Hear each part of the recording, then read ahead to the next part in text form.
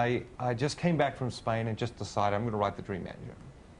And then Pat offered to write the foreword, wrote a brilliant foreword, and Pat hooked me up with a publisher to publish it, and has connected me in so many ways with so many people in business. Which is effortless. You know, that's the thing in a relationship like this. You just can't help it because you're excited. And I think it's a lot more, for me to be passionate about him just comes more naturally than being passionate about me. Because I know that I have no vested interest other than the goodness in it. I'm not going to benefit from it in any tangible way. And that's more satisfying to you. Oh, absolutely. All right, so now, for many people, that's kind of a counterintuitive thing, right? Yeah. So help me to understand that. Well, and let's look at it in a couple different ways. For one thing, one could argue that you're in a competitive space, right?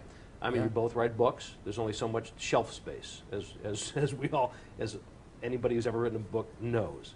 So getting your book visible on the shelf. Well, Pat Lencioni's books are like you've got your own neighborhood in Barnes and Noble. All right, so you've got you compete for shelf space. You compete for speaking budget. You compete for, but that not a concern for you. No, it's very interesting. In fact, I love those moments when it becomes clear. Yesterday we were talking about your book and promoting your book and doing other things, and I was saying like, and by the way, that book is kind of competitive with one of my books, but here's how you need to make it work.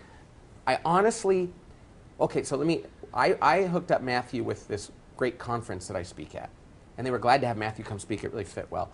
And he spoke right after me, I think.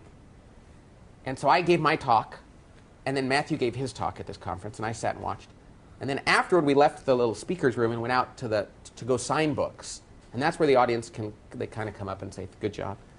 And I have this distinct memory of walking down this concourse and having people walk right by me to go tell Matthew what a great job he did, and being so glad, and standing there kind of being ignored, but not feeling ignored at all, being so happy. And like my office would call and say, how did it go? And I'd be like, Matthew did awesome.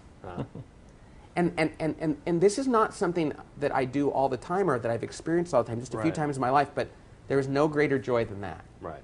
Why? I think that I would be lying if I didn't say there were spiritual reasons for that, you know, because I think we're meant to serve others in life, not ourselves. And yet it's more than the intellectualizing of that can be. It's just something that's really wonderful.